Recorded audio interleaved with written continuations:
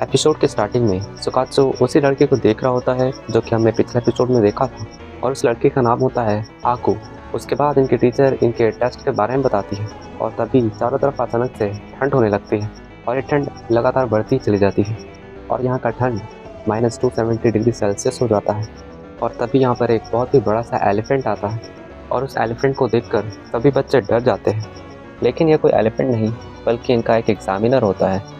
एक बच्चा इसे देखने के बाद पहचान जाता है। वो कहता है ये तो एक मैमूथ एग्जामिनर है जो अपनी 10,000 साल की नींद के बाद जागा है। उसके बाद वो एग्जामिनर कहता है कि अब तुम लोगों ने काफ़ी आराम की ज़िंदगी जी है, लेकिन अब मैं तुम्हारी बॉडी शेप में ला दूंगा और इस एग्ज़ाम का टाइम लिमिट है जब तक तुम जम के मर नहीं जाते। तो टेस्ट शुरू होता है इसी वक्त से और इसके बाद ही ये टेस्ट शुरू हो जाता है और वो एग्जामिनर इन पर नज़र रखता है और वो बंदा फिर से अपनी बी का यूज़ करता है जो कि हमने पिछले एग्ज़ाम में देखा था। लेकिन उसकी बी इस रास्ते में ही जम जाती है और साथ में वो लड़का भी जम जाता है और धीरे धीरे करके बाकी बच्चे भी जमने लगते हैं। एग्जामिनर कहता है तुम्हारे जैसे सी टाइप बच्चों के लिए बर्फ में जम जाना ही बढ़िया है। तभी कोई कहती है अपना मुंह बंद करो बेवकूफ़। तो कात्सु कहता है इंटरेस्टिंग। यहाँ पर इन दोनों को कुछ भी नहीं हो रहा होता है इस बर्फ से और इसे देखने के बाद एग्जामिनर हैरान हो जाता है। सुकात्सु कहता है ऐसे ट्रिक से एक जीनियस को कुछ भी नहीं होगा। इसके बाद सुकात्सु अपनी टेक्निक को यूज करता है। इसके बाद सीन कट होता है और अगला सीन हम देखते हैं कि सुकात्सु खाना खा रहा होता है कोई के साथ। सुकात्सु कहता है जो भी हमारे एग्ज़ाम की लोकेशन सेट करता है सच में वो कोई सरफिया ही होगा। कोई कहती है कि इन सब के बारे में तुम शिकायत कर रहे हो, कहीं तुम हमारा गोल तो नहीं भूल गए। उसके बाद सुकात्सु जवाब देता है एक स्पेशल लेवल का ग्रेजुएट बनना और अपने फादर को छुड़ाना मुझे पता है। और तभी सुकात्सु हाकू को देखता है। उसके बाद उससे आज के टेस्ट के बारे में पूछने लगता है। उसके बाद हाकू कहती है तुम तो मेरी क्लास में हो ना। उसके बाद सुकात्सु जवाब देता है कि हाँ। वो अपना इंट्रोडक्शन देता है मेरा नाम सुकात्सु मुमे है और ये मेरी कज़न कोऊ है। और ये सुनने के बाद फिर कोई मुझे कुछ बोलने लगती है लेकिन यहाँ पर सुकात्सु उसका मुंह बंद कर देता है। उसके बाद हाकू हंसने लगती है और कहती है कि मुझे लगता है तुम दोनों ज़्यादा ही क्लोज हो। मुझे तो तुम्हें देखकर जलन होती है। इस एकेडमी में कोई भी नहीं है जिसे मैं जानती हूँ। उसके बाद सुकात्सु कहता है कि वो मेरी कज़न है और कुछ भी नहीं, ये मेरी पार्टनर जैसी है। उसके बाद कोई कहती है कि इस पर मुझ पर डिपेंड करता है। उसके बाद फिर से सुकात्सु कोई का मुंह बंद करने लगता है और इसे देख करके हाकू कहती है कि मैं समझ गई। हाकू कहती है मैं समझ गई। तुम दोनों एक ऐसे रिलेशनशिप में हो जो एक दूसरे को तुम छोड़ नहीं सकते, लेकिन तुम अपनी फैमिली प्रॉब्लम यूँ पब्लिक में नहीं दिखा सकते। और फिर हाकू कोई का हाथ पकड़ कर कहती है कि अगले बार तुम अपनी स्टोरी बताना मुझे। वो कहती है कहीं तुम्हारा दिमाग पक तो नहीं कहता था पढ़ाई करके। उसके बाद सुकात्सु फिर से उसका मुंह बंद करता है और कहता है तुम्हें टेस्ट में परफेक्ट स्कोर मिला ना, ये तो काफ़ी अमेजिंग है। हाकू कहती है ये कुछ भी नहीं है, इसका सारा श्रेय तो मेरे पेन को जाता है, ये एक प्रोटेक्टिव चार्म है। तो कात्सु इसे देखने के बाद कहता है मुझे तो उससे जलन हो रही है, काश मुझे भी तुम ऐसे ही प्रोटेक्ट करने देती। उसके बाद को कहती है इतनी घटिया लाइन तुम कहाँ से लेकर के आते हो। हाकू हंसते हुए कहती है सच में तुम दोनों काफ़ी क्लोज लगते हो। उसके बाद वो बीज वाला बंदा आ जाता है और कहता है कि तुम लोग यहाँ पर हो, और तभी उसे को मुक्का मार करके साइड में कर देती है। उसके बाद कोई कहती है कि फ़िलहाल मेरा कोई मूड नहीं है तुम्हारी बकवास सुनने का। और अब ये स्टूडेंट उड़ जाता है लेकिन उसके ऊपर में उसका बाउल होता है। उसके बाद वो स्टूडेंट कहता है ये मेरी मॉम से बेटर है, मुझे तुम्हें थैंक्स कहना था। और वो उसे थैंक्स करने के लिए आगे बढ़ता है लेकिन कोई फिर से आती है और उसे फिर से एक मुक्का मारती है।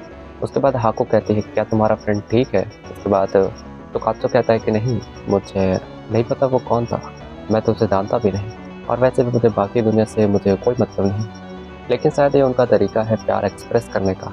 और तभी कोई कहती है तुम भी सेम ही हो गोबर के कीड़े।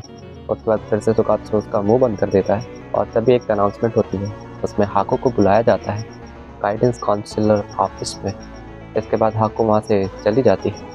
उसके बाद सुकात्सु कहता है कि उसे आखिर गाइडेंस काउंसलर ऑफिस में क्यों बुलाया गया। उसके बाद एक लड़की आकर कहती है कि शायद उसकी चीटिंग पकड़ी गई होगी। हाँ, इस स्कूल में ऐसा होता रहता है। उसके बाद वो 20 वाला लड़का कहता है तो ये भी एक सी टाइप स्टूडेंट है, अब तो उसका कुछ भी नहीं हो सकता, उसे शायद कैंपस से बैन कर दिया जाएगा। लेकिन कोई फिर से उसे मुक्का मार करके उसे दूर फेंक देती है। उसके बाद सुकात्सु कहता है कि मैं उन लोगों को ऐसा बिल्कुल करने नहीं दूंगा, आपको ऐसा कर ही नहीं सकती, और वहाँ से वो दौड़कर चला जाता है। उसके बाद वो लड़की हंसने लगती है ये देखने के बाद। उसके बाद वो कोई से कहती है क्या तुम्हारे बॉयफ्रेंड को यूँ ही जाने देना तुम्हारे लिए ठीक है। उसके बाद कोई कहते हैं कि मैं तो बस उसकी एक गार्डियन। अगले सीन में हम देखते हैं कि तोकात्सु दरवाजे से अंदर ऑफिस में देख रहा होता है। यहाँ पर हाको को एक सी टाइप स्टूडेंट होने का इल्ज़ाम लगाया जाता है। हाको कहते हैं नहीं, मैं सी टाइप स्टूडेंट नहीं हूँ। उसके बाद उसके टीचर कहते हैं कि हाँ सही कह रही है, मेरे स्टूडेंट ऐसा नहीं हो सकती, तुम्हारे पास क्या प्रूफ है। उसके बाद वो एग्जामिनर कहता है ठीक है, तो मुझे अपना पेन देखने दो। उसके बाद एग्जामिनर कहता है वो पेन लेने के बाद मैंने टेस्ट की वीडियो रिकॉर्डिंग देखी है और उस पेन से मैंने तुम्हें कुछ करते हुए देखा और मुझे पता है कि शायद ये पेन ज़रूर कुछ करता है। मैं इस पेन को तोड़ूंगा जिससे मुझे पता चल जाएगा इसमें क्या है। लेकिन हाको यहाँ पर उसे रोकने के लिए कहती है, लेकिन वो टीचर इस पेन को तोड़ने जा रहा होता है। लेकिन तभी सुकात्सु आकर के अपनी टेक्निक से उसे रोक देता है तोड़ने से। एग्जामिनर कहता है तुम कौन हो? कहता है मैं सुकात्सु हूँ और मैं वो हूँ जो जिसे पता है कि हाको एक सी टाइप स्टूडेंट नहीं है। मैं इसके पीछे बैठता हूँ और इसलिए मुझे पता है हाको एक एल टाइप स्टूडेंट है, मेरी तरह। इसे सुनने के बाद कोई कहती है ये तो बकवास करने का किंग है। उसके बाद एग्जामिनर कहता है अगर तुम इतने ज़्यादा श्योर हो तो मैं यहीं पर टेस्ट लेना चाहूँगा और अगर ये परफेक्ट स्कोर नहीं ला पाई तो तुम्हें भी यहाँ से निकाल दिया जाएगा। उसके बाद हाको और उसके टीचर कहते हैं कि नहीं ये सही नहीं हो रहा। उसके बाद सुकात्सु रोक देता है और कहता है कि नहीं, मैं इस पर बिलीव करता हूँ और कोई भी कहती है। इसके बाद हाको टेस्ट देती है। यहाँ पर हाको कुछ भी लिख नहीं पा रही होती है, जिसे देखने के बाद एग्जामिनर कहता है मैंने कहा था ना, ये इस पेन के बिना कुछ भी नहीं। उसके बाद कोई कहते हैं कि क्वेश्चन पहले से अलग है, ये काफ़ी मुश्किल है, ये तो पहले से 5 लेवल्स ज़्यादा मुश्किल है। और ये सुनने के बाद फिर सुकात्सु एग्जामिनर पर भड़कने लगता है। उसके बाद एग्जामिनर कहता है अगर क्वेश्चन सेम होते तो ये उसे याद करके उसे लिख चुकी होती। उसके बाद सुकात्सु कहता है अगर ऐसा है तो मैं उसे अपने तरीके से सपोर्ट करूँगा। सुकात्सु कहता है मैं ये पेन वापस ले लूँगा और उसे परफेक्ट कंडीशन में टेस्ट लेने दूँगा। उसके बाद एग्जामिनर कहता है अगर ऐसा है तो आ जाओ फिर। उसके बाद सुकात्सु कहता है इस बार मैं तुम्हें ख़त्म कर दूँगा। अब ये दोनों लड़ने को तैयार हो जाते हैं। अगले सीन में हम देखते हैं टेस्ट खत्म हो चुका था। उसके बाद सुकात्सु भागते हुए उस रूम के अंदर जाता है और कहता है कि सॉरी मैं लेट हो गया। हाको उसे देखने के बाद कहती है ये तुम्हारे चोट कैसे लग गए। उसके बाद सुकात्सु उसे उसका पेन देता है। उसके बाद हाको उसे थैंक्स कहती है। उसके बाद एग्जामिनर पीछे से आकर के कहता है मुझे आंसर देखने दो, आखिर तुम्हें कितने मार्क्स मिले। लेकिन यहाँ पर सुकात्सु उस एग्जामिनर को लात मार रहा होता है। उसके बाद उसकी टीचर बताती है कि इसे परफेक्ट स्कोर मिला है और इसे देखने के बाद वो एग्जामिनर हैरान हो जाता है। यहाँ पर सुकात्सु भी हैरान हो जाता है और सोचता है कि आखिर इतने मुश्किल क्वेश्चन होने के बाद भी उसने इसे सॉल्व कर दिया और इतना परफेक्ट स्कोर लेकर के आ गई। उसके बाद वो एग्जामिनर हाको से माफ़ी मांगता है। उसके बाद तभी हाको अपना पेन खोल करके उसमें एक फ़ोटो निकालती है और वो फ़ोटो उसके पेरेंट्स की थी और वो कहती है कि यही मेरा प्रोटेक्टिव चार्ज है।